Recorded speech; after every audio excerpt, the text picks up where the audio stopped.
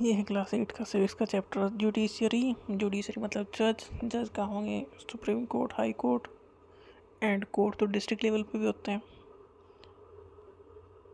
Role of judiciary, judiciary का role क्या है? तो पहला है डिस्प्यूट रेजोल्यूशन। अगर कोई भी डिस्प्यूट हो जाए, दो पार्टी किसी भी चीज़ को लेकर बहस कर रही हैं तो उसे रिजोल्व करना। दो लोग आपस में किसी चीज़ को लेकर लड़ रहे हैं तो उसे रिजोल्व करना। The judicial system provide a mechanism for resolving dispute between citizens के बीच में अगर किसी मैटर को लेकर डिस्प्यूट हो जाए तो उसे सॉर्ट आउट करने का काम है जुडिशरी का। सिटीजन के बीच हो जाए, सिटीजन और गवर्नमेंट के बीच हो जाए, या दो स्टेट गवर्नमेंट के बीच हो जाए, and between the centres and the state government, कहीं भी कोई भी डिस्प्यूट हो जाए, सिटीजन्स के बीच में हो जाए, सिटीजन का गवर्नमेंट से हो जाए, स्टेट गवर्नमेंट, दो स्टेट गवर्नमेंट का आपस में कोई डिस्प्यूट हो जाए, स्टेट गवर्नमेंट एंड सेंटर का डिस्प्यूट हो जाए, तो हर कोई पहुंचेगा कोर्ट में, क्योंकि कोर्ट ही इस चीज़ को रिजोल्व कर सकता है। उसी के पास पावर है और किसी को पावर नहीं दी गई इसे रिजोल्व करने की। जुडिशियल रिव्यू का मतलब ये है कि जो भी डिसीजन कोर्ट ले रहा है, लोअर कोर्ट, तो जो सुप्रीम कोर्ट है वो इस डिसीजन को रिव्यू कर सकता है। अगर वो उसे लगता है, सुप्रीम कोर्ट को लगता है कि ये डिसीजन सही नहीं है, तो उसे वो ख़त्म भी कर सकता है। एंड सुप्रीम कोर्ट खुद के जो डिसीजन लिए गए हैं उन्हें भी रिव्यू कर सकता है। As the final interpreter of the constitution, the judiciary also has the power to strike down particular law passed by the parliament. अगर पार्लियामेंट ने कोई लॉ पास कर दिया है तो उसे ख़त्म करने का अधिकार जुडिशरी के पास है, कोर्ट के पास है। कोर्ट उस लॉ को देखेगा कि ये लोगों के खिलाफ तो नहीं जा रहा है। कोर्ट किसके बेस पर चलेगा? कॉन्स्टिट्यूशन को बेस मानेगा कोर्ट, और कॉन्स्टिट्यूशन को बेस मान के ही लॉ बनाए जाएंगे। अगर कोर्ट को लगता है कि ये लॉ कॉन्स्टिट्यूशन के फॉलो नहीं कर रहा है, उसके विपरीत जा रहा है, तो उस लॉ को ख़त्म भी कर सकता है कोर्ट। जो लॉ पास किया है पार्लियामेंट ने, पार्लियामेंट में कौन है? जो इलेक्टेड मेंबर गए हैं वो, क्योंकि वो इस लॉ बनाएंगे, उन्हें पावर दी हमने लॉ बनाने की। If it believe that these are a violation of the basic structure of the constitution, अगर कोर्ट को लगता है कि कॉन्स्टिट्यूशन में जो बातें लिखी गई हैं उनका विरोध करने वाला लॉ बना दिया है पार्लियामेंट ने, तो कोर्ट उस लॉ को ख़त्म कर सकता है। Upholding the law and enforcing fundamental rights, every citizen of India can approach the supreme court और the high Court if they believe that their fundamental right have been violated. जो fundamental right constitution में दिए हैं लोगों को, उन्हें protect करने का काम भी कोर्ट का है। Every citizen of India can approach the supreme court और हाई कोर्ट। हाई कोर्ट हर स्टेट का अपना अलग अलग, सुप्रीम कोर्ट पूरे इंडिया में एक ही है, दिल्ली में। अगर किसी भी सिटीजन को लगता है कि उसके जो फंडामेंटल राइट्स हैं वो छीने जा रहे हैं, तो वो कोर्ट में जा सकता है। If they believe that their fundamental rights have been violated, हर किसी को सुख शांति से जीने का अधिकार है। अगर किसी को लगता है कि ये सब अधिकार, फंडामेंटल राइट्स जो दिए गए हैं कॉन्स्टिट्यूशन में, वो उनको हम नहीं ले पा रहे हैं या कोई हमसे छीन रहा है, तो हम कोर्ट में जा सकते हैं उसके खिलाफ। जैसे कि आर्टिकल 21 है। आर्टिकल कहाँ है? कॉन्स्टिट्यूशन में लिखे गए हैं सारे आर्टिकल। 400 से ज़्यादा आर्टिकल अब हो चुके हैं। आर्टिकल 21 प्रोवाइड करता है every citizen the fundamental rights to life also include the right to health. मतलब जीने का अधिकार हर किसी को है। ऐसा नहीं कि जिसके मन में आए चलो मार देते हैं इसे, ऐसा नहीं चलेगा। What is an independent judiciary? Independent judiciary का क्या मतलब है? The court are not under the government and do not act on their behalf. Court जो है वो गवर्नमेंट के अंडर में नहीं आते, वो इंडिपेंडेंट है, आज़ाद है। जैसे गवर्नमेंट अलग है, कोर्ट अलग है, दोनों अपने अलग अलग हैं और दोनों अपना अपना काम करते हैं। और दोनों ही एक दूसरे की पावर को चेक करते हैं, मतलब रोकने का काम करते हैं, क्योंकि किसी के पास एब्सोल्यूट पावर नहीं होनी चाहिए, नहीं तो उसके मन में जो आएगा वही करेगा। अगर किसी को एब्सोल्यूट पावर दे दी तो वो उसका मिसयूज ही होगा। तो कोर्ट और जो पार्लियामेंट है ये एक दूसरे की पावर को रोकने का काम करते हैं कि कुछ भी गलत ना होने पाए। इसीलिए जो जुडिशरी है वो इंडिपेंडेंट है। The court are not under the government, court government के अंडर में नहीं है, and do not act on their behalf, और गवर्नमेंट का काम नहीं करते कोर्ट। ब्रांच ऑफ कोर्ट किसके लिए है? लोगों के लिए। Branches of government are legislature, executive. ये एक गवर्नमेंट की ब्रांच है, मतलब लेजिस्लेचर मतलब जो लॉ बनाएंगे, एग्जीक्यूटिव मतलब जो उसे इम्प्लीमेंट करेंगे, लागू करेंगे। Can not interfere in the work of judiciary, government का कोई भी सेक्शन जुडिशरी के काम में इंटरफेयर नहीं कर सकता। ऑल जज in the high courts as well as, high court कहाँ है? हर स्टेट का अपना अपना अलग हाई कोर्ट है। As well as the supreme court are appointed with very little interference from their branch of government. देखो जो जज है उनका अपॉइंटमेंट तो एक लीगल प्रोसीजर से ही होना है, तो गवर्नमेंट के थ्रू ही वो अपॉइंटेड होने हैं, ठीक है। बट अपॉइंटेड होने का मतलब ये नहीं कि वो गवर्नमेंट के एम्प्लॉई हैं, वो इंडिपेंडेंट हैं। जुडिशरी में जो जज अपॉइंट हुए हैं वो रूल्स और रेगुलेशन के हिसाब से ही अपॉइंट होंगे, बट उनके काम में फिर गवर्नमेंट इंटरफेयर नहीं करेगी। Once appointed to this office it is also very difficult to remove a जज। एक बार कोई जज बन गया तो उसे वहाँ से हटाना आसान नहीं है, एक लीगल वजह बतानी पड़ेगी क्यों हटा रहे हैं। Judiciary also play a crucial role in protecting the fundamental right of the citizen. Judiciary important role play करता है किसमें? जो सिटीजन से उनके फंडामेंटल राइट्स को प्रोटेक्ट करने में। Because anyone can approach the courts if they believe that their rights have been violated. कोई भी कोर्ट में जा सकता है अगर उसे लगता है कि उसके जो फंडामेंटल राइट्स हैं वो छीने जा रहे हैं। What is the structure of the court of India? India में कोर्ट का स्ट्रक्चर क्या है? There are 3 different level of the court in our country. 3 level पे कोर्ट हमारे कंट्री में। The court that most people interact with are district court। पहले level पे हर district में डिस्ट्रिक्ट कोर्ट हो गया, छोटे मोटे मैटर वहाँ सॉल्व हो जाते हैं। उसके बाद each state is divided into districts that are presided over by district जज। डिस्ट्रिक्ट है, डिस्ट्रिक्ट मतलब जिला, एक तो जिले में कोर्ट हो गया, और दूसरे लेवल पे कोर्ट होता है स्टेट में। स्टेट में एक ही कोर्ट होगा। Each state has a high court, उसे कहेंगे high court, which is the highest court of that state. मतलब जो हाई कोर्ट है वो एक स्टेट में एक ही होगा, उसके नीचे बहुत सारे डिस्ट्रिक्ट कोर्ट होंगे। और सुप्रीम कोर्ट कहाँ है? दिल्ली में है, सेंटर का। ये पूरी कंट्री में एक ही होगा। At the top is the supreme court that is located in the new Delhi. कहाँ लोकेटेड है? न्यू दिल्ली में। प्रिसाइड कौन करता है इन्हें? Chief justice of India.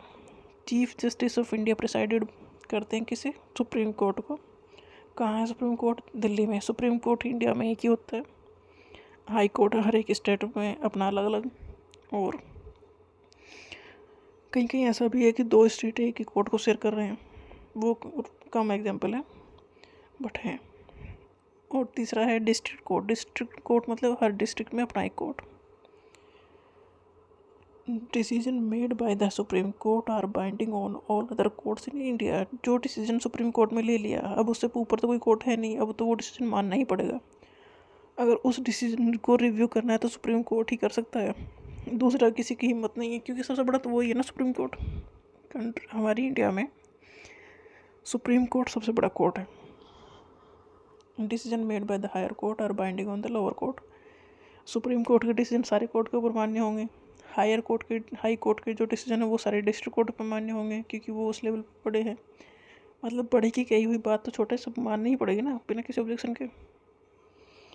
A person can appeal to a higher court if they believe that the judgment passed by the lower court is not just। पहले लोग गए डिस्ट्रिक्ट कोर्ट में फैसला हो गया तो एक के खिलाफ, तो एक का फैसला एक की साइड में जाएगा, दूसरे के खिलाफ जाएगा। जिसके खिलाफ फैसला हुआ वो कोर्ट में फिर हाई कोर्ट में जाएगा, क्योंकि ऊपर वाले कोर्ट में आप अपील कर सकते हो। मान लो हाई कोर्ट में भी उसके खिलाफ हो गया, फिर वो सुप्रीम कोर्ट में जाएगा। तो एक person can appeal in higher court. तो सबसे नीचे कौन से लोअर कोर्ट है? वो डिस्ट्रिक्ट कोर्ट कहते हैं उन्हें, जो कि हर डिस्ट्रिक्ट में एक होता है। फिर एक हाई कोर्ट होते हैं जो हर स्टेट में एक होता है, और सुप्रीम कोर्ट एक कंट्री में एक, जैसे कि इंडिया में सुप्रीम कोर्ट है दिल्ली में। Does everyone have access to the court? क्या हर किसी को इतना अधिकार है कि वो कोर्ट में जा सके? Every citizen has a right to justice through the court? हर किसी को अधिकार है कि उसे न्याय मिले। न्याय कैसे मिलेगा? कोर्ट के थ्रू मिलेगा।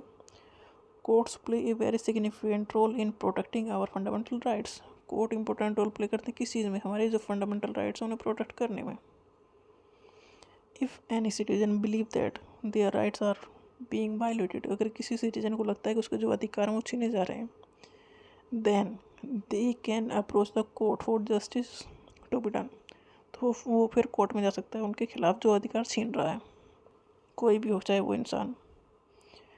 While the courts are available for all, courts हर किसी के लिए अवेलेबल हैं, मतलब वहाँ कोई भी जाति का या कुछ भी हो, अमीर हो गरीब हो, कोर्ट में कोई भी जा सकता है। उसके एक प्रोसीजर होते हैं जाने के वहाँ। But in reality access to the court has always been difficult. देखो ये लिखा गया है कि कोर्ट में कोई भी जा सकता है, बट इतना आसान नहीं है, क्योंकि हमारे यहाँ इतना जो कुछ गरीब लोग इतने हैं ना कि उनका डेली बेसिस से काम चलता है, तो कैसे जाएंगे फिर वो court? In reality access to the court has always been difficult for majority of the poor in India. जो गरीब हैं वो कोर्ट में नहीं जा सकते, उन्हें तो पता भी नहीं होता ना उनके अधिकार क्या है। Legal procedures involve a lot of money, जो लीगल प्रोसीजर्स फॉलो होते हैं कोर्ट्स में उसमें बहुत पैसा लगता है। पेपर वर्क है as well as that take up a lot of time, पैसा भी लगता है टाइम भी लगता है।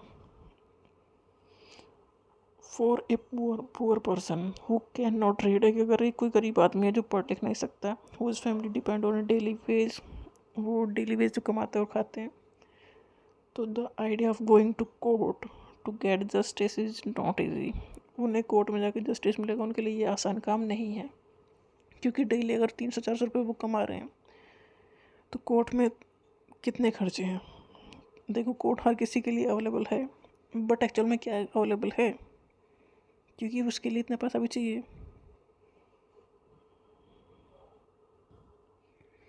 नेक्स्ट है PIL, पब्लिक इंटरेस्ट लिटिगेशन। ये सिस्टम ऐसा है, अगर हमें लगता है कि एक सेक्शन ऑफ सोसाइटी के लोगों के अधिकारों का हनन हो रहा है, तो हम उनके बिहाफ पे कोर्ट में अपील कर सकते हैं, सुप्रीम कोर्ट ही में या हाई कोर्ट में। मतलब एक लेटर लिख के भी डाल देंगे तो सुप्रीम कोर्ट या हाई कोर्ट उसे अपने संज्ञान में ले लेगा, मतलब उसके ऊपर वो जांच करेगा। फिर ये उसकी जिम्मेदारी है कि कोर्ट तक बात पहुंचनी चाहिए। और PIL जनरली उन लोगों के लिए डाली जाती है जो खुद के लिए नहीं कर सकते ये सारे काम, तो इसे कोई भी इंसान के डाल सकता है। फिर PIL कुछ नहीं है, एक लेटर लिख के सुप्रीम कोर्ट या हाई कोर्ट में भेज देना है कि यहाँ इस सेक्शन के सोसाइटी के लोगों के साथ ऐसा ऐसा हो रहा है जो इनके फंडामेंटल राइट्स का वायलेशन है, क्योंकि उन्हें तो पता भी नहीं उनका अधिकार होगा। तो PIL में यही होता है। PIL अलाउड करता है, PIL मतलब public interest litigation, allowed any individual or organization to file a PIL in the High Court और supreme court on behalf, high court में भी या सुप्रीम कोर्ट में भी, किसके बिहाफ पे? Of those whose rights were being violated, जिनके अधिकार छीने जा रहे हैं उनके बिहाफ पे कोई भी हाई कोर्ट या सुप्रीम कोर्ट में PIL लगा सकता है। PIL कुछ नहीं है, एक लेटर के फॉर्म में लिख के भेजना है। The legal process which greatly simplified and even a letter or telegram address to the Supreme Court, supreme court को एड्रेस करके एक लेटर लिख दो, उसमें अपनी बात लिख दो कि कुछ भी जो भी अन्याय हो रहा है, या टेलीग्राम लिख दो। टेलीग्राम मतलब ओपन लेटर टाइप होता है वो। Address to the supreme court और द हाई कोर्ट, ये भी ट्रीट किए जाएंगे एज ए PIL। इसका मतलब ये है कि उस सेक्शन के लोगों के लिए ये PIL डाल जाते जो खुद के लिए नहीं डाल सकते, उन्हें नहीं पता है कि कैसे कोर्ट में जाना है इस चीज़ को लेके।